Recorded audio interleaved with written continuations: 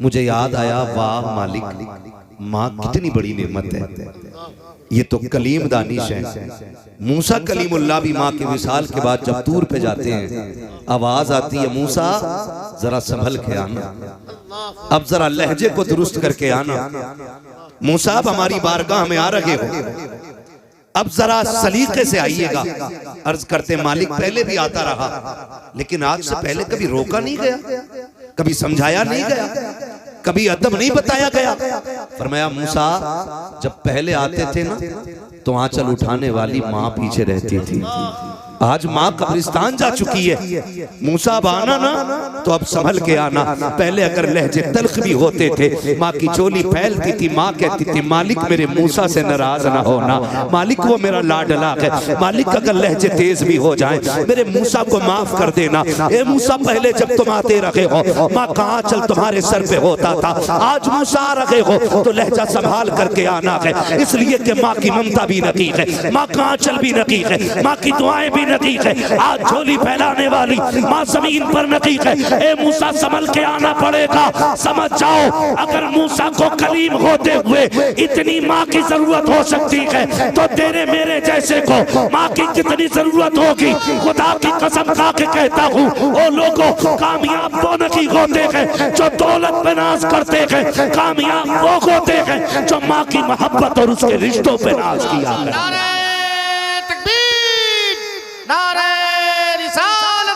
असमते वालदैन, फैज़ाने वालदैन, माशाअल्लाह माशाअल्लाह, वाह वाह वाह। ओ भाई बहुत ज्यादा उम्र नहीं है कलीम दानिश साहब की, ये बैठे आज, मैंने इनके पीछे ये बात बयान की है। खुदारा एक एक नौजवान से कह के जाऊंगा, तकरीरें आपने बहुत सुन ली, अच्छे लहजे भी सुन लिए, दो बातें इस फकीर की भी सुन लो, ताकि खुदा करे मिलाद वाले के सदक़े में आज के बाद किसी माँ की आंख में आंसू ना आए।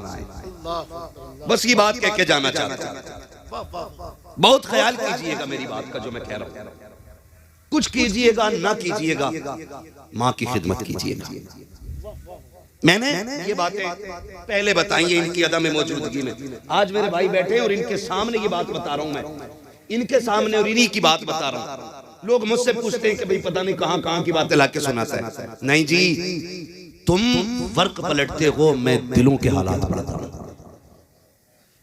और मैं इसीलिए कहता हूं मेरी तकरीर तबे यार को बेचैन करती है। सबब क्या है, वही कहता हूं जो दिल पर गुजरती है। हाँ, मुझे नहीं मालूम है किस किताब का वर्का कितना अच्छा होता है, लेकिन मैं जानता हूं जिसे चेहरा पढ़ना नहीं आता उसे कुछ भी पढ़ना नहीं आता। कभी तन्हाई में बैठा करो, कभी सोचा करो, कभी फिक्रें लगाया करो, कभी लोगों की भीड़ में बैठा करो। हाँ, मैं अल्लाह की इज्जत की कसम खा के कहता हूँ, कभी कभी महफिलें इतनी बड़ी सामने होती हैं, हजारों लोग होते लेकिन दिल जिंदा नजर नहीं आते, झूठी मुस्कान चेहरों पे लिए बैठे होते और अंदर दिल के अंदर एक हलचल हो रही होती है, यार मुझे सुकून क्यों नहीं, मुझे सुकून क्यों नहीं। मैं बहुत ज्यादा लंबी बात नहीं करूंगा, मैं आपको बता दूं, खुदारा माँ बाप है ना तो इज्जत करना, कदर करना।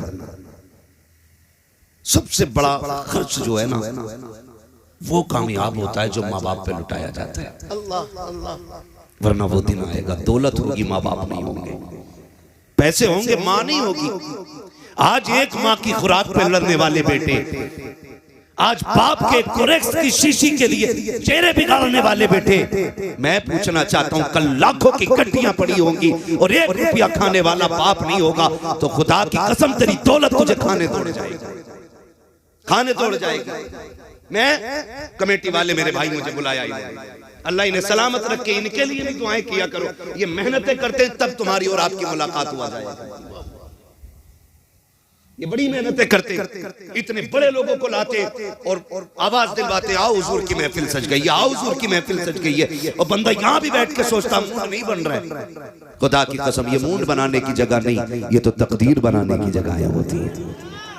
यहाँ तकदीर बनाने बैठा करो। आज माँ है तो इज्जत कर लो, 12वीं वाले का वास्ता है। मैं तुम्हें बताऊं मेरे नबी के पास क्या नहीं, बताऊं 2000 से ज्यादा लक़ब मेरे रब ने महबूब को अता फरमाया। यहाँ तक के वो ताहा भी है, यासीन भी है, मुज़म्मिल भी है, मुद्दस्सिर भी है। 2000 से ज्यादा लकब। लेकिन जब मेरे नबी ने ना आखिरी हज फरमाया ना और सरकार लौट रहे तो उम्मुल मोमिनीन हजरत आयशा सिद्दीक़ा रज़ी अल्लाह ताला अन्हा फरमाती हैं हुजूर ने ना अपनी सवारी की लगाम मुझे थमाई और फरमाया इस दरख्त के नीचे बैठ जाओ। मैंने कहा हुजूर क्यों? कि मैं अपनी माँ से मिलने जा रहा हूँ। कब? हज्जतुल वदा के मौके पर मेरे आका वापस हो रहे हैं से गुलामों से कहा चलो मैं आ जाऊंगा। उम्मुल मोमिनीन खदीजतुल कुबरा कहती हैं मुस्तफ़ा ने मुझे बिठाया, कहा आयशा का जी या रसूल अल्लाह का जब तक मैं ना कहूँ यहाँ से उठना नहीं है। कहती सरकार पे कुर्बान जाऊं, सरकार मेरी नजरों से दूर जाते रखे, यहाँ तक कि आका करीम एक टीले पे चढ़े और चढ़ करके मुझसे आड़ में हो गए। जब मुझसे झुक गए ना सरकार, थोड़ी देर गुजरी कि आका की हिचकियों की आवाज आई। कहा सरकार इस दर्द से रो रखे थे कि मैं चाहती थी कि सरकार की ये सवारी छोड़ूं और जाके आका को तसल्ली दूं। मेरा महबूब इस दर्द से क्यों रो रहा है? कहती लेकिन आका का हुक्म था, उठना नकीक़े में बैठी रह गई। थोड़ी देर के बाद सरकार पलट करके आए। कहती जब आए तो मेरे मुस्तफ़ा मुस्कुरा रखे थे। मैंने कहा मेरे महबूब मेरे माँ बाप कुर्बान हो जाएं। सरकार बताए तो सही, अभी इस दर्द से रो रखे थे, वो आवाज किसकी थी? और अब मुस्कुराते हुए आ रखे गए। आका ये मुस्कुराने की वजह क्या है? तब मेरे नबी ने कहा था आयशा मैं अपनी माँ से मिल के आ रहा हूँ। कहा रोए किस लिए? कहा जब मैं माँ की कब्र अनवर पे गया आज मेरे दिल में ख्याल आया था काश आज मेरी माँ आमिना जिंदा होती। मेरी माँ ने तब मुझे देखा था जब मेरी उम्र 6 साल थी, जब मेरी उम्र 6 साल थी। आज मेरी माँ होती, दरख्तों को सजदा करते देखती, कितनी राजी हो जाती। पत्थरों को मेरा कलमा पढ़ते देखती, मेरी माँ कितनी खुश होती। आज उनका बेटा आखिरी हज करके आया के अकेला नहीं लाखों सहाबा के साथ गया के आका कहते हैं आयशा मेरे दिल में ख्याल आया ए काश मेरी माँ जिंदा होती और मुझे बेटा कह के आवाज दे देती। आका करीम कहते हैं आयशा में माँ की कब्र अनवर पे बैठा और मैंने झोली फैला के कहा था जिंदगी देने वाले मालिक, मौत देने वाला भी तू है, जिंदगी देने वाला भी तू है। आज तेरा महबूब चाहता है काश उसकी माँ जिंदा हो, उसे बेटा कह के सीने से लगा ले, तेरे महबूब का कलेजा ठंडा हो जाए। कभी इतना कहा था कि माँ की कब्र अनवर खुल जाती है। मेरी माँ कब्र से निकली, मुझे सीने से लगाया। कहते आयशा जब मैं माँ को याद कर रहा था तब रो रहा था और मुस्कुरा इसलिए रहा हूँ कि माँ को देख के भी आया हूँ, माँ से बातें करके भी आया हूँ और माँ को अपना कलमा पढ़ा के भी आ गया। नारे तकबीर, नारे रिसालत, मस्तके आला हजरत फैज़ाने सरकारे ताजुश शरिया। नारे भाई मेरे नबी के आंगन में दामन में कोई कमी नहीं। आला हज़रत कहते मालिक के कौनैन हैं, गो पास कुछ रखते नहीं। दो जहां की नेमतें हैं उनके खाली हाथ में, दो जहां की नेमतें हैं उनके खाली हाथ में। झंडे लगेंगे, बारहवीं आ रही है, घर भी सजेगा। मैं कहता हूँ घर सजाओ जरूर, लेकिन घर के साथ दिल भी सज जाना चाहिए। दीवारों से ज्यादा रोशनी यहाँ होनी चाहिए। हाँ मेरे आका करीम फरमाया करते, मैं आपसे कह रहा हूँ नौजवानों आज हैं तो कदर करो, नहीं होंगे ना तो रोने के सिवा कुछ नहीं होगा, कुछ भी नहीं होगा। क्या डायरेक्ट कह देते हो ना मत भौंका कर, तू होती कौन है बोलने वाली? मैं देख MA किया हुआ हूँ, मैंने BA किया, घास नहीं छिली है, तुझे क्या पता? तू अंगूठा छाप है, तुझे पता है? जिसे अंगूठा छाप कह रहा है ना, इसके मिट्टी में सने हुए हाथ जब उठते हैं ना तो अल्लाह का अर्श हिलता है और अर्श कहता मालिक एक माँ की झोली फैल गई है। रब फरमाता तू बाद में हिलाए, मैंने माँ के उठे हाथ पहले कबूल फरमा लिए। जिसे कहते हो ना तुझे नहीं पता, कसम खा के कहता हूँ इससे बड़ी दौलत मैंने इंसान के आंगन में देखी ही नहीं जिसके आंगन में माँ बाप मुस्कुरा रहे हैं, माँ बाप मुस्कुरा रहे हैं। और सही बात यह कहे कि यतीमी का दाग कोई यतीम ही बता सकता है। माँ के बगैर जीने का मतलब वही बेटा बता सकता है जिसने माँ को कंधा लगा के कब्रिस्तान तक पहुंचा दिया हो। जिसकी जन्नत घर में अभी उसे क्या पता माँ के बगैर जिंदगी क्या होती है। माँ के बगैर मेरा महबूब देखे मेरा नबी आका करीम अक्सर इस बात का जिक्र फरमाते थे, कहते थे सहाबा मुझे माँ की एक बात बड़ी याद आती है। हुजूर कहते थे इस बात को, मेरे नबी कहते थे वो कि मेराज की रात सारे नबी जिसके पीछे हाथ बांध के खड़े, वो नबी कहते कहते आका कहते थे मेरी माँ की मुझे एक बात बहुत याद आती, और हुजूर ये कहते कहते रोने लग जाते थे। सहाबा कहते थे हुजूर कौन सी बात? कहते मैंने 4 साल अम्मा हलीमा के पास गुजारे, 2 साल माँ के साथ रहा। कहते लेकिन साहब आज भी एक बात मुझे रुलाती है। कहा जब मेरी माँ फुर्सत में होती और मैं माँ के पास होता ना, तो मेरी माँ लेटती ना तो बाजू पे मेरा सर रखती, जो माँओं की आदत होती है। हुजूर कहते मेरी माँ बाजू पे सर रखती, मेरी उम्र 5-6 साल होती, और ऐसे करके दुपट्टा रख के मेरी माँ ना मुंह पे अपने और मुझसे मुंह छुपा के रोती। कहते मैं कान लगा के सुनता। मेरी माँ कहती थी मालिक मेरा बेटा यतीम हो गया पैदा होने से पहले, अगर मैं चली गई मालिक मेरे बेटे का क्या बनेगा, अल्लाह मेरे बेटे पे अपने कर्म की बारिशें फरमाना। हुजूर ये कहते कहते रोते थे। कहते थे मेरी माँ को कितनी फिक्र रहा करती थी मेरी। और आज बेटा कहता था तुम होते कौन पूछने वाले, क्या 12 बजे आऊं कि 3 बजे आऊं, मैं 1 बजे आऊं, मेरी मर्जी है। माँ खाना लगाती है, खाना सुनो जवानों, माँ खाना लगा देती है आगे, और बेटे के यार की घंटी बज जाती है फोन की, बेटा खाना छोड़ के भागता। माँ बूढ़ी कहती है लल्ला खाना छोड़ के नहीं जाते बेटे, दस्तरखान से नहीं उठते बेटे, खा के जाया कर। कहता अभी आया। और माँ इतनी सादा थी, रात के 1 बजे तक तेरी राह में बैठी रह गई।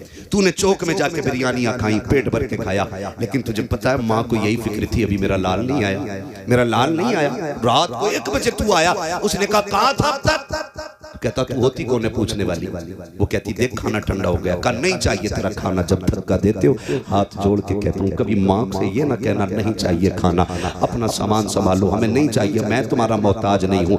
आज माँ है तो दस्तरखान पे इंतजार है। खुदा की कसम जिस दिन ये कफन में लिपट के चली जाएगी ना, और रात के 1 बजे आना 2 बजे आना तुम्हारी मर्जी रहेगी। तुम्हें बिस्तर तो दिखाई देगा लेकिन लेटने वाली माँ नहीं होगी। तुम्हें चारपाई तो कोने में पड़ी हुई दिखाई देगी लेकिन उस पर माँ नहीं होगी। 3 बजे आना 4 बजे आना, कोई तुझसे पूछने वाला नहीं होगा खाना खाया कि नहीं खाया के, किसी को दस्तरखान पे तेरा इंतजार नहीं होगा, कोई तुझे डांटने वाला नहीं होगा। तब तेरे कान तलाश करेंगे कहाँ गई वो प्यारी आवाज जो कभी रात में सख्ती से आती थी, कभी प्यार से आती थी। तेरे कान ढूंढते ढूंढते थक जाएंगे, तुझे माँ का लहजा नजर नहीं आएगा। फिर उठाना सारी दौलत को, फिर ना लोगों की ठोकरें खाते हुए और कहना एक बार कोई माँ की आवाज सुना दो। खुदा की कसम सारी दौलत लेकर भी कोई माँ की एक बार आवाज नहीं सुना सकता है, इसलिए कि दौलत मेहनत से मिलती है और माँ जैसी नेमत खुदा नसीबों से अता फरमाया करता। नारे तकबीर, नारे रिसालत, अस्मते वालदैन, अल्लामा मुफ्ती हम्माद रजा साहब कुला मुरादाबादी, सरजमीने जलालाबाद। ये नहीं होंगे ना तो फिर रोगे, फिर एहसास होता है। ये बैठे, मैंने ये बात जलसे में कई बार बयान की है। कारी इसराइल मसूदी, मैं कलीम दानिश भाई बताऊं, मैं कानपुर गया, इन्होंने मुझे फोन किया अहमद भाई कानपुर आ रहे, मैंने कहा हाँ आ रहा हूँ। सुने माँ क्या होती है, बहुत गौर से सुनिएगा, अल्लाह आपको सलामत रखे। जरूरी नहीं है 10 घंटे तकरीर हो और असर ना हो, तो मैं समझता हूँ फायदा नहीं। मेरा मानना ये 5 मिनट बात हो जाए और किसी एक बात पे भी अमल हो जाए, खुदा की कसम मैं समझता हूँ कि जिंदगी भर की इबादत काम आ गई है। बस आखिरी बात समझ के सुन ले मेरी बात, मैं सुनाने लगा हूँ। यही इसराइल मसूदी साहब है कानपुर, उन्होंने मुझसे कहा सुने माँ क्या होती है। तवज्जो है भाई पीछे वालों की, नाराज तो नहीं बैठे ना कोई, खुदा आपको राजी रखे और खुश रखे। बड़ी बड़ी दूर से मेरे भाई आए थे, शाहजहांपुर कहाँ से लोग आए, अल्लाह सबके सफर को अपनी बारगाह में कबूल फरमा ले, और जो जितनी दूर से चल करके आया है अल्लाह उसे बेहिसाब अजर और नेमतें अता फरमाए। मुझे इन्होंने फोन किया, सुनो भाई कदर कर लो, माँ की कदर कर लो। इन्होंने मुझे फोन किया, कहने लगे अम्माद भाई कानपुर में, मैंने कहा हाँ, कहा आ जाए ना जरा। मैंने कहा क्या बात है, कहा जाए मैंने एक नया मकान लिया है, नया मकान लिया है। मैंने कहा फिर, कहा कि आप जरा आ जाएं देख ले मकान को। ये इनकी मोहब्बत है, मैं चला गया, वो इनके मकान में गया, वो मुझे लेके गए, बैठे थे, इन्होंने बात छेड़ दी। कहने लगे मैं जब सबसे पहली बार कानपुर आया था 2-3 महीने मैं घर नहीं जा सका था, तो कहते मेरे माँ बाप मुझसे मिलने के लिए कानपुर चल के आ गए थे। कहाँ, इनका नानपारा के पास अपना गाँव है। कहते वहाँ से मेरी माँ मुझसे मिलने के लिए कानपुर आई। वो कहते मेरी माँ चाहती थी कि बेटे के साथ कम से कम एक रात गुजारे, 24 घंटे गुजारे। तो ये कहते कहते रोने लगे, कहने लगे जब माँ आई थी तो मकान नहीं था। कहते मैं माँ को बातें पहला फुसला के बस में बैठाया, कहने लगे आज मकान है लेकिन माँ नहीं है।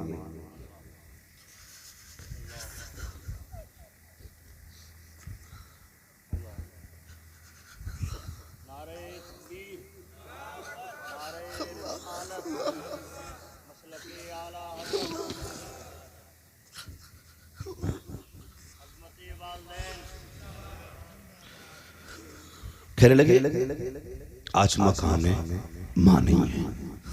नौजवान कल आपके पास गाड़ी होगी, माँ नहीं होगी। आपके पास बंगले होंगे, बाप नहीं होगा। वो जो तुम्हें कंधे पे लेके फिरता रहा ना, आज अल्लाह तौफीक दे उसके कदमों में बिछ जाया कर। वो तुमसे एक सवाल करे ना, कह दिया करो जान भी तेरी है, कह दिया करो उससे जान भी तेरी है।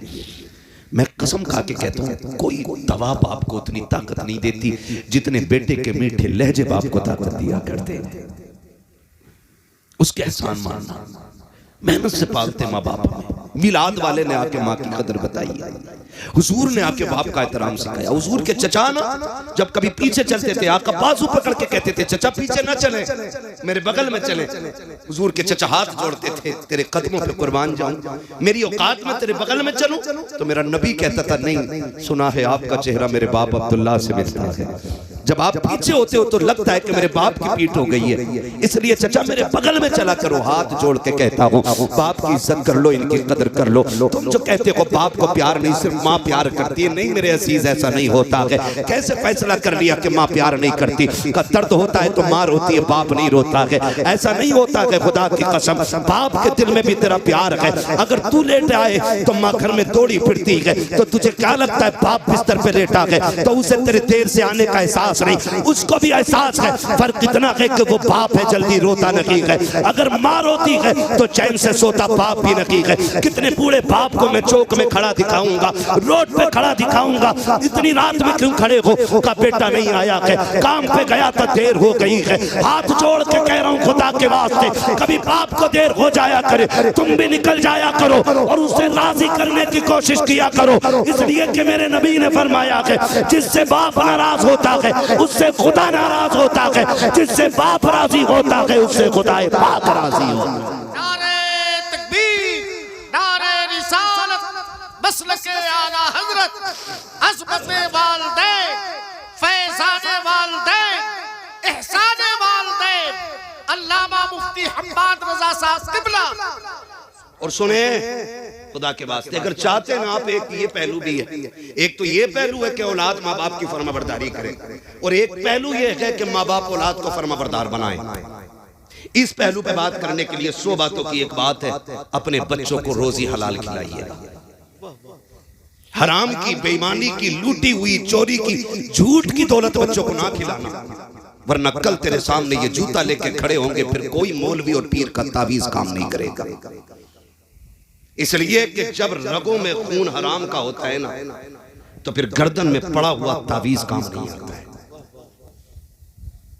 अपने बच्चों को लुक़्मे हलाल खिलाइएगा। मैं नौजवान मेरे सामने बैठे, आपसे मेरी गुजारिश है जल्दी अमीर बनने के चक्कर में शॉर्टकट यूज न करें। अक्सर शॉर्टकट जो है हराम की तरफ लेके जाता है। हाँ, बिल्कुल नहीं। खालिक कौन? बोले मेरे भाई, जल्दी से बोले। खालिक कौन? और जोर से। खालिक कौन? मालिक कौन? रज़्ज़ाक़ कौन? रज़्ज़ाक़ कौन?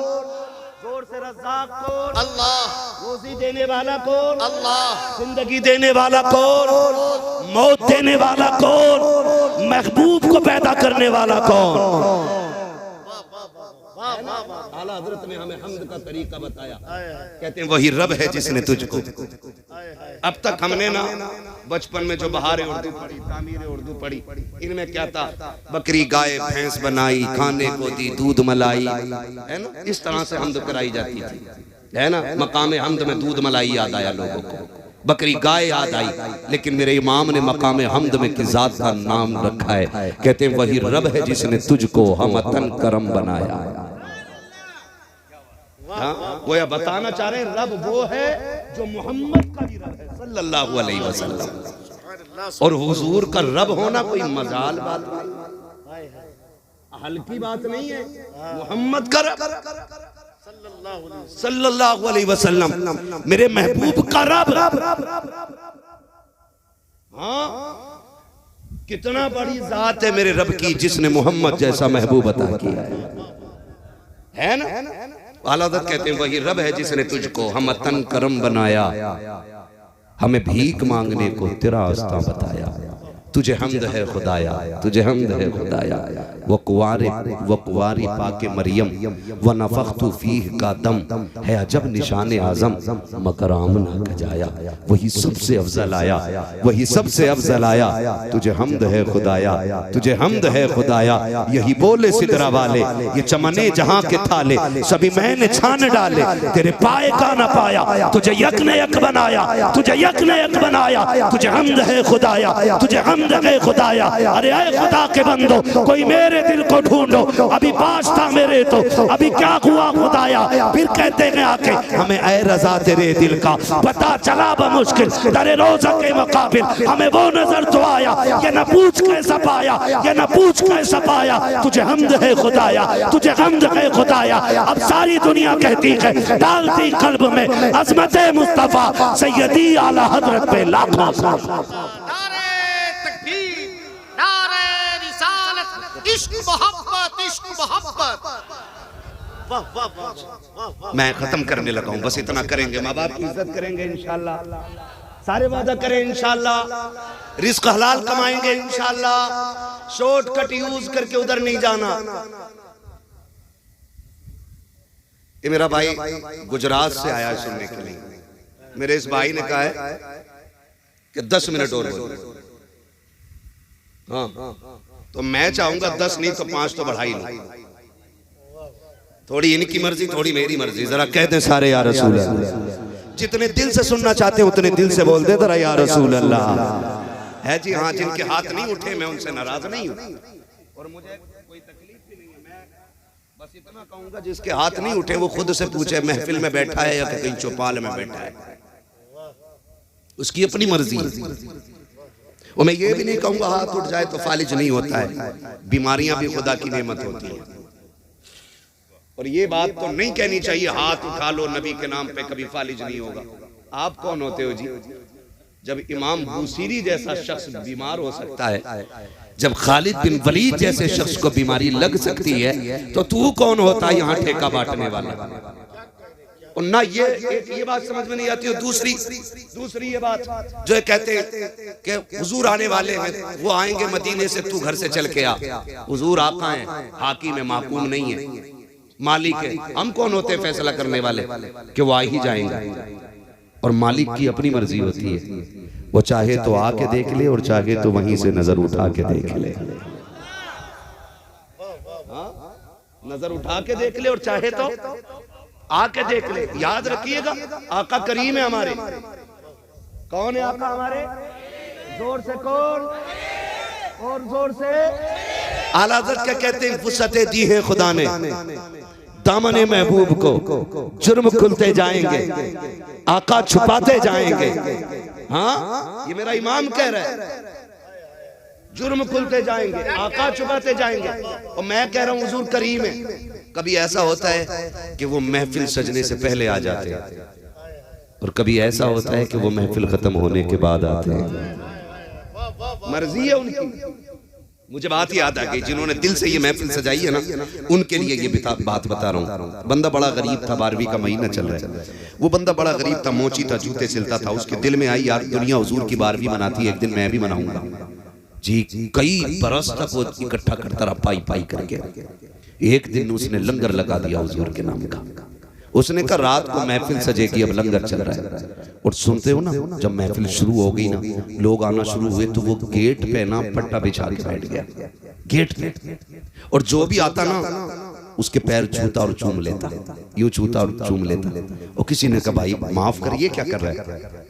उसने कहा सुना है जब महफिल सजती है तो हुजूर आया करते हैं पता नहीं हुजूर आए और चले जाएं मुझे खबर ना हो इसलिए हर पैर को छू रहा हूं धोखे ही से सही कम से कम हुजूर के पैरों तक हाथ पहुंच जाए।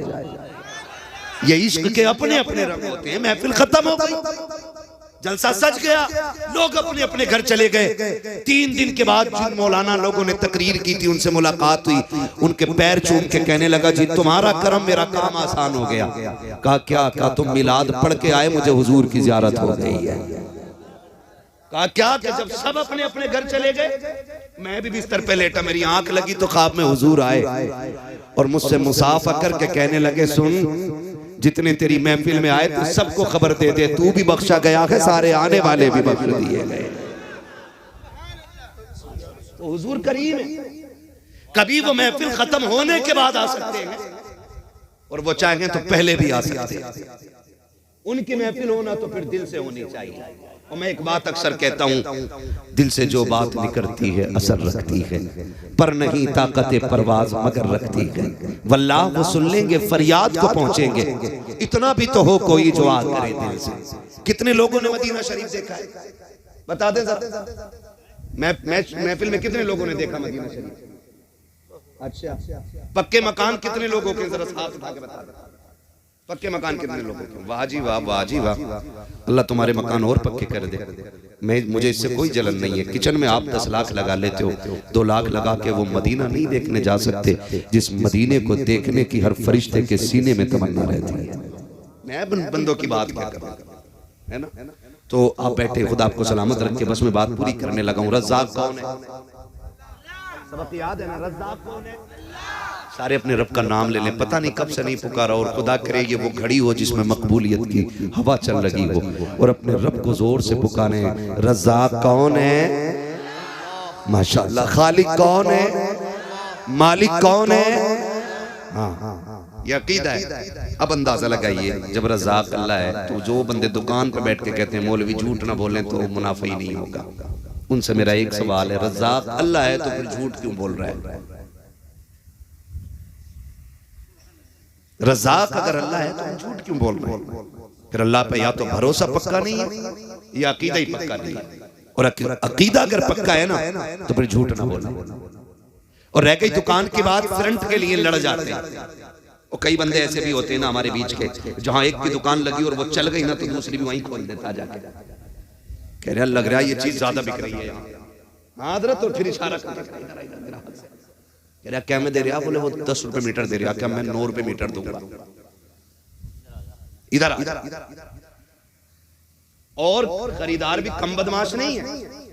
अगर दुकानदारों पे इतनी लंबी छुरी है ना तो खरीदार पे इतनी लंबी, जिसका दाव लग जा वही काट लेता। खाली बेचने वाला नहीं काटता, कभी खरीदार भी काट लेता है। आप कहेंगे वो कैसे काटता है? 2 दुकानदार देके कह रहे आपसे झूठ नहीं, वो 8 को दे रहा, तू बता। उसने कह दी मैं 9 से कम नहीं दूंगा। फिर उससे जाकर कह रहा बताओ भाई चचा वो आ गया 8 दो, तुम कितना देना? वो कह रहा ग्राहक बढ़ाना, आज घाटा ही उठा लो। उनने कह लेट मैं लेट चल जा। अब बताओ यहाँ खरीदार ने काटा के बेचने वाले ने? बोलो जोर से। ख्वाजा निजामुद्दीन औलिया की नगरी है। आपने मुरीद को एक आना दे करके फरमाया जा दाल लेके आ, भूख लगी है। मुरीद आया दौड़ा दौड़ा और उसने कहा कि भाई दाल दे दे। कहा कितने की? का 1 रुपए का 1 चमचा। दूसरे वाले ने कहा इधर का मैं 2 दूंगा। उसने कहा वो 2 दे रहा, तू बता कितने में देगा? उसने कहा मैं 3 चम्मच दूंगा। उसने कहा चल मैं 4 दे रहा हूं। 1 पैसे में 4 चम्मच दाल लेकर के जब मुरीद निजामुद्दीन औलिया की चौखट पे पहुंचा है, हुजूर ले आया हो? कहा ले आए दाल? कहा हाँ। आपने जब देखा है खिलाफे मामूल 1 रुपए की तो इतनी दाल नहीं मिलती है। फरमाते कितने की लेकर के आए हो? कहा सरकार जो 1 सिक्का आपने दिया है उसी के लेकर के आया हो। कहा इतने की तो कभी नहीं मिली है, इतनी आज कैसे मिल गई? वो मुस्कुरा के कहता हजरत जी मैंने कंपटीशन लगा दिया था, मैंने 1 रुपए में 4 चम्मच लेके आया हूँ। निजामुद्दीन औलिया के चेहरे पे जलाल आ गया। उसने कहा हुजूर क्या बात है? कहा नहीं मैं नहीं खा सकता। कहा खरीद के लाया हूँ, पैसों से लाया हूँ। आप कहते हैं ये तो निजामुद्दीन की चौखट है, इस पैसे को लेकर के जा दिल्ली के चौक में ले जा और ऐलान कर मैंने इस तरह से इस दाल को खरीदा है, लो जिसकी मर्जी करे फ्री में लेके चला जाए। सुबह से शाम हो गई, मुरीद ऐलान करता रहा, एक दाना भी कोई लेकर के नहीं गया। और वापस लेकर के जब निजामुद्दीन की गलियों में मुरीद पहुंचा के कहा हुजूर किसी ने एक दाना भी नहीं लिया। निजामुद्दीन औलिया की चीख निकल जाती है। कहते हैं अभी इतने बुरे दिन नहीं आए हैं। अगर दिल्ली की आवाम इसे हराम समझती है तो निजामुद्दीन औलिया इसे छूना गवारा नहीं करती। अल्लाह अल्लाह अल्लाह अल्लाह, जिंदाबाद जिंदाबाद। नारे तकबीर, नारे रिसालत, फैज़ाने सरकारे महबूबे इलाही। सुभान अल्लाह। समझ रहे मेरी बात? ओ भाई चोरी नहीं हुई थी, छीना नहीं था, मर्जी से खरीदा था। और वो दिल्ली की आवाम थी, खुदा की कसम आज के पीर से ज्यादा तकवा था उसका। वाह वाह। आज के पीर से ज्यादा तकवा इल्ला माशाअल्लाह। हाँ, बहुत गौर से मेरी बात सुनिएगा। वो तकवा और आज देखे, आज बेचने वाला भी कम नहीं है भाई, बेचने वाला भी। जाओ तुम अपनी जलालाबाद की चौक में जाके देखो, नया सेब आगे रखा होगा, पीछे गले सड़े होंगे, और देखना स्टिकर वहीं लगेगा सेब पे जहां से काना होगा। 240 रुपए किलो है, 280 रुपए किलो है, 290 रुपए किलो है। भाई जरा गैरत कर। जरूरी नहीं है सब करोड़पति आते हो, कुछ ऐसे भी आते हैं जो जिंदगी में कभी सेब ना खरीद सके। बच्चे कह देते हैं अब्बा हमने सेब नहीं खाया। वो बेचारा मंडी से लौटते टाइम 500 रुपए आज ओवर टाइम करके कमाए। कहा आज 1 किलो सेब लेके जाना। ठेले पे आया, उसने सीधा दिल दे दिया, लो जी 280 रुपए किलो तो अच्छा ही देगा। इसने 2 सेब आगे के उठाए और 4-5 नीचे के निकाल के गले सड़े डाल दिए। गरीब खुशी खुशी घर लेके गया। सुनते रहिएगा, गरीब लेकर के गया, उसने जाके बच्चों में तकसीम कर दिए। 5 सेब 3 बच्चे 2 मियाँ बीवी। जैसी बच्चे ने पहला सेब काटा, बजी ये तो अंदर से गला हुआ निकला है। माँ ने अपने हिस्से का सेब दे दिया, ले बेटे मुझे सेब अच्छा नहीं लगता है। खुदा की कसम माँ का लहजा कितना मीठा होता है, कितना प्यारा झूठ माँ बोल देती है। जब देखा बेटे के हिस्से का सेब खराब हो गया है, उसने अपने हिस्से का दे दिया। कहा बेटे ये मैं सेब नहीं खाती हूँ, मैंने तो बस ले लिया था, ये कह के बेटे को दे दिया। दूसरे बच्चे का गला निकला। हाथ जोड़ के गुजारिश करना चाहता हूँ, दुकानदार हो तो धोखा न देना। तुमने तो उसके 280 रुपए जेब में डाले, अपने बच्चों में खुशी खुशी आ गए। तुम्हें तो ये था गरीब को पता नहीं चला, लेकिन जब तूने काने गले पे हाथ उठाया था तभी गरीब के खुदा ने देख लिया था, तभी उसके परवरदिगार ने देख लिया था। तुम उसकी बेईमानी करके 280 रुपए लेके घर के अंदर गए हो। आने वाली नस्लें तुम्हारी कोड़ी हो रही है, अंधे लूले लंगड़े पैदा हो रहे हैं, फिर तोड़ते हो तावीज के लिए। अल्लाह कहता है तूने टक्कर मुझसे ली है, अब तावीज में शिफा नहीं आएगी। अगर बेहतरी चाहते हो उस गरीब से माफी मांगो जिसका दिल तोड़ के आए हो। अगर गरीब राजी हो जाएगा, पैदा करने वाला खुदाए पाक भी राजी हो जाएगा। क्या कहने, क्या गुफ्तगू हो रही है। जिंदाबाद। इसलिए निकले, सलामत रहिए मुफ्ती साहब। वाह वाह वाह। इसलिए निकला। नारे तकबीर, नारे रिसालत, मसके आला हजरत फैज़ान सरकारी ताजुश शरिया। नारे तकबीर। सुबह डॉक्टर से मिलना है, टाइम बहुत ज्यादा हो गया। हाँ नहीं मुझे सुबह डॉक्टर से मिलना है, और देखिए इतना वक्त नहीं है, माफ कीजिएगा मादरत। 1 घंटा हो चुका है सदर साहब, 1 घंटा हो चुका है। मैं 10 मिनट का वादा किया था मेरे भाई के लिए, जरा बोल दे सुभान अल्लाह। बात समझ में आ गई ना इंशाअल्लाह। किसी के साथ धोखा, बोलो धोखा, जोर से धोखा। और अपने भाई को नीचा दिखा करके कभी ऊंचा नहीं बनेंगे। याद रखिएगा, हमेशा जीत जाना जीत नहीं होती है, कभी हार जाना भी जीत होती है ना। अरे भाई बस प्लीज मेहरबानी करें, 10 मिनट हो जाएगी, इसमें जरा तवज्जो कर ले, बस मैं बात समेट रहा हूँ। भाई बैठ जाइए। देखिए मुझे आप थोड़ा सा पहले बैठा देते हैं अपना, तो मैं खुल के बात कर लेता हूँ। मैं फिर भी अपने वक्त से इंसाफ कर रहा हूँ। मैं 1 घंटे के करीब सुई जा चुकी है, तवज्जो है, बस सारी मैं बात खत्म करने लगूँ। बस बैठ जाइए मेरे भाई, प्लीज बैठ जाइए, मेहरबानी करें। अभी मेरी बात खत्म नहीं हुई है, बस मैं समझाना चाहता हूँ। बोलें जरा जोर से या रसूल अल्लाह। अभी सारे नहीं बोलने, जरा बोल दें या रसूल अल्लाह। मुझे नहीं लगना चाहिए कि 3 बजने को है, बंदा थकने को है, नहीं है ना। ऐसा होना चाहिए सारी दुनिया को नींद आ गई है, उनका दीवाना बेदार है। आप ही फैसला कीजिए या नबी, कौन जन्नत का हकदार है ना। ये बच्चे बैठे, मैं खुदा की कसम खा के कहता हूँ, मैं खाली इस बच्चे के जागने पे पूरी तकरीर कर जाऊं। इस बच्चे के जागने पे, इसकी कोई उम्र है, ये बैठा है, इसको तो शूर तक नहीं होगा कि क्या रिश्ते होते हैं, क्या ताल्लुक होते हैं। मगर आमीना के लाल तेरी मोहब्बतों पे कुर्बान जाऊं। तेरा इश्क है बच्चे तो क्या, तुझसे तो पत्थर भी प्यार करने लगते हैं, तुझसे तो पत्थर भी प्यार करने लगते हैं। ये बच्चा बैठा है, हर महफिल का बंदा यही सोच के बैठा होगा, सुना है आप हर आशिक के घर तशरीफ लाते हैं। इतनी थक के ना बोले कि मैं इन्ना लिल्लाह पढ़ लिया। सुना है आप हर आशिक के घर, मेरे घर में भी हो जाए चरागा, मेरे घर में भी हो जाए चरागा, मेरे घर में भी हो जाए चरागा है जी। तो किसी को धोखा नहीं देंगे इंशाअल्लाह।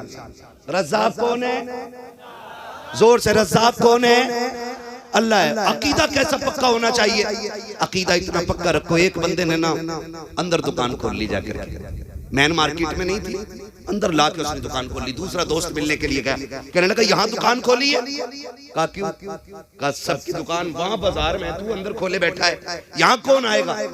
उसने सीधी सी बात कही, उसने कहा बता यहाँ मौत आएगी कि नहीं? कहा हाँ आ जाएगी। कहा मौत लेने कौन आता है? मैं कहा मौत का फरिश्ता।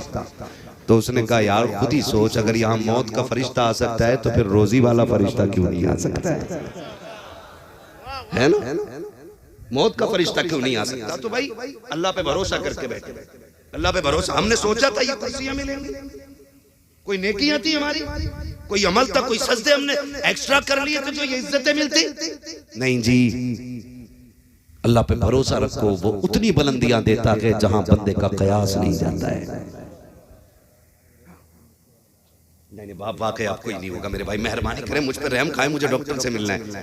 मैं खाली अगर मुझे घर जाना होता ना मैं कोई मसला नहीं करता, बस मुझसे फरमाइश की थी मेरे भाइयों ने हुजूर का शजरा पढ़ दिया जाए। 12वीं रात भी है, 12वीं की रात आने वाली है, हुजूर की विलादत का महीना आ गया है, मैं हुजूर का शजरा पढ़ने लगा हूं। पहले वादा करो इंशाल्लाह रोजी हलाल कमाएंगे, वादा करें इंशाल्लाह हराम से बचेंगे, बेईमानी से बचेंगे, ईमानदारी की खाएंगे और झूम के कहेंगे खाते हैं तेरे दर का। अजीब अजीब बंदा है, हराम से पूरी बिल्डिंग बना ली, ब्याज लेके पूरा मकान बना के कह रहा हाजा मिन फजले रब्बी। हराम से पूरी बिल्डिंग खड़ी कर ली, गेट पे लिख रहा है हाजा मिन फजले रब्बी, सारा पैसा हराम का लगा। मुझे बता अगर तू शराब पे जमजम लिख देगा तो क्या वो शराब जमजम बन जाएगी? लठिया बराबर चल रही है। तू चाहे पूरा कुरान लिखवा ले दीवारों पे। हाँ, वो जब कभी ख्याल आया करे ना हमें ना, असल में हमने सोशल मीडिया ने हमें इतना अंधा कर दिया कि हमें एक लग्जरी लाइफ की भूख लग गई है। मेरी जिंदगी यूं हो, मैं यूं हूं, मैं यूं हूं, लोग यूं करें, लोग यूं करें। टेढ़ा करते करते अल्लाह इतना लट फेरेगा कि कमर सीधी करने वाला नसीब नहीं होगा। इसलिए बच जाओ मेरे भाई, निकल जाओ सादा जिंदगी। इस्लाम ऐसा मजहब है जिसमें कोई मुश्किल काम है ही नहीं। मुश्किल तो हमने कर ली है ना, अजान जहां हो जाए वहां नमाज पढ़ लो, कितना आसान है ना, कितना आसान है। जवान हो जाओ बस कबूल कबूल कहो 3 बार में निकाह पक्का, कितना आसान है ना। और हमने कितना मुश्किल कर लिया, 10 लाख देगा तो भी आ करूंगा। बाल सफेद आगे मेहंदी लगा लगा के काले कर रहा। जब जवान था तो 20 लाख के लिए मर रहा था, और जब बूढ़ा हो गया तो कह रहा कोई बताओ ना कोई लोंडिया ही मिल जाए ढंग की। अब उम्र निकल गई तो कह रहा बस लोंडिया ही मिल जा, ठीक है ना, ढंग की अभी ढंग की लगी है। जब उम्र 45 की आ गई तो कह रहे करा दो निकाह बस लड़की हो। फिर यहाँ आ जाता है करीम भाई के बस लड़की हो चाहे जैसी हो, मैं रड़ुआ नहीं मरना चाहता। तो ये मुश्किल हमने पैदा की है ना, अल्लाह ने तो आसान किया है, आसान किया है ना भाई। हम ख्वाब देखते हैं ना हम एसी में, लेकिन जिंदगी तो जितनी नेचुरल होगी उतनी अच्छी होती है, जितनी नेचुरल हो। मिट्टी पे लेटने वाले आसानी से बीमार नहीं होते, और गद्दों पे सोने वालों को कभी सुकून की नींद नहीं आती। वो कितनी प्यारी बात कही थी, फुटपाथ पे सो जाते हैं अखबार बिछाकर, मजदूर कभी नींद की गोली नहीं खाते, इसलिए कि पैसों से गद्दे खरीदे जाते हैं, नींदें नहीं।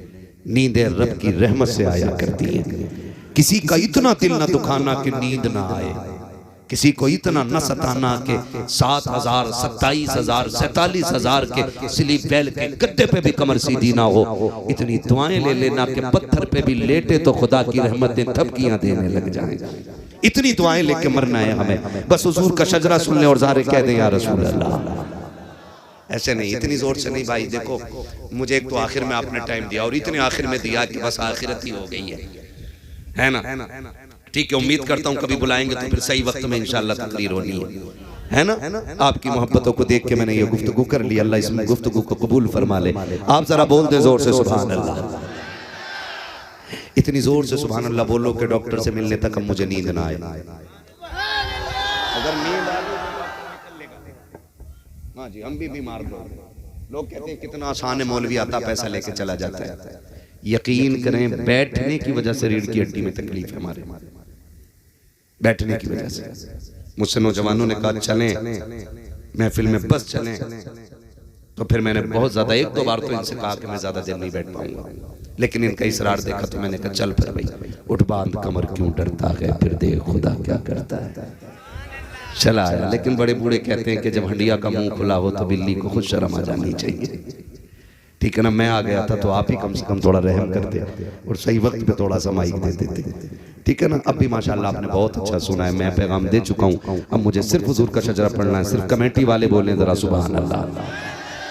क्या बात है, कहा इनसे बोल सारे ही रहे, पता ये चला सारे ही हुजूर की जलसी की कमेटी वाले। बिल्ला किसी के भी लगा हो दिल पे हुजूर के इश्क की मोहर तो सबके लगी होगी ना। फिर सारे बोले जरा सुभान अल्लाह। आदम के बेटे शीश, ऐसे नहीं ऐसे नहीं ऐसे नहीं, हवा इधर से आई इधर निकल गई। सारा साथ दे और मेरा साथ सुने। एक मिनट पे रोक दे भाई, मैं बात समझा दूं जरा। मेरा हाथ का इशारा हो तो आप समझ जाना। क्या समझोगे ना, मौलवी की सांस फंस रही है। सुभान अल्लाह बोलो ताकि वो सांस ले ले। बात साफ सुथरी कलीम भाई अच्छी रहती है, खाली नेकी का झांसा दे के अपना काम नहीं निकालना। अपना मतलब भी बयान करूंगा। मैं चाहता हूं कि सुभान अल्लाह कहें तो फिर मुझे बीच में सांस मिल जाया करेगी। कितनी जोर से बोलेंगे सुभान अल्लाह? बोले जरा सुभान अल्लाह और जोर से। लीड छोड़ दो भाई, जिस पे भी जगह भी घेर के बैठे हो लीड भी दबा के बैठे। ठीक है ना, बोले जरा मचल के सुभान अल्लाह। कमेटी वालों अल्लाह आपकी मेहनत कबूल फरमाए। ठीक है ना, आपकी मेहनत अल्लाह करे रंग लाए। और जब महफिलों में दिल लगने लग जाए तो समझ लेना हुजूर की तवज्जो मदीने से इधर हो गई है। ये हमारे बुजुर्ग फरमाते हैं मकबूलियत की अलामत है। बताओ दिल लग रहा है कि नहीं महफिल में, तो समझें हुजूर की तवज्जो महफिल में हो गई है। और ये मकबूलियत की घड़ियां हैं। अल्लाह इन बुजुर्गों के कदमों की बरकत से महफिल कबूल फरमा ले। ये हमारे बड़े लोग हैं, ये सारे सर के ताज हैं सूफी साहब क़िबला, और ये तमाम तरह बाप और ये हमारे बुजुर्ग बैठे हुए हैं, उलमा बैठे हुए हैं। इन सब की दुआओं को सर का ताज बना के मैं पढ़ रहा हूँ। जरा बोल मेरे बच्चे सुभान अल्लाह। क्या बात है मेरे लाल, अल्लाह तेरे माँ बाप को सलामत रखे और तुझे अल्लाह बेहतर मुस्तकबिल अता करे। अब सारे बोले जरा सुभान अल्लाह। आदम के बेटे शीश, शीश के बेटे अनस, अनस के बेटे कैनान, कैनान के बेटे मेलाइल, मेलाइल के बेटे ब्यारत, ब्यारत के बेटे इदरीस, इदरीस के बेटे मुतवशिक, मुतवशिक के बेटे लबकने के नाम, लबकने के नाम के बेटे नूह, नूह के बेटे साम, साम के बेटे जुल्हाद, जुल्हाद के बेटे शालिद, शालिद के बेटे आबिर, आबिर के बेटे दाता, दाता के बेटे रावा, रावा के बेटे सारू, सारू के बेटे नाखुन, नाखुन के बेटे तारिक, तारिक के बेटे इब्राहिम खलीलुल्लाह, इब्राहिम खलीलुल्लाह के बेटे इस्माइल ज़बीहुल्लाह, इस्माइल ज़बीहुल्लाह के बेटे केदार, केदार के बेटे अवाम, अवाम के बेटे अमल, अमल के बेटे साबित, साबित के बेटे सलमान, सलमान के बेटे रईसा, रईसा के बेटे इलियासा, इलियासा के बेटे ओदोद के बेटे हव्वा, हव्वा के बेटे अदनान, अदनान के बेटे मोहित, मोहित के बेटे नदान, नदान के बेटे मदिर, मदिर के बेटे इलियास, इलियास के बेटे मुदरिका, मुदरिका के बेटे खदीमा, खदीमा के बेटे किनाना, किनाना के बेटे नदर, नदर के बेटे मालिक, मालिक के बेटे फार, फार के बेटे गालिब, गालिब के बेटे लुई, लुई के बेटे काब, काब के बेटे मुर्रा, मुर्रा के बेटे किलाब, किलाब के बेटे कुसै, कुसै के बेटे अब्दे मनाफ, अब्दे मनाफ के बेटे हाशिम हैं, हाशिम के बेटे अब्दुल मुत्तलिब हैं, अब्दुल मुत्तलिब के बेटे अब्दुल्लाह हैं, अब्दुल्लाह के बेटे मोहम्मदुर रसूलुल्लाह। नारे तकबीर, नारे रिसालत, मसके आला हज़रत फैज़ सरकार ताजुश शरिया। नारे तकबीर। आपको सलामत।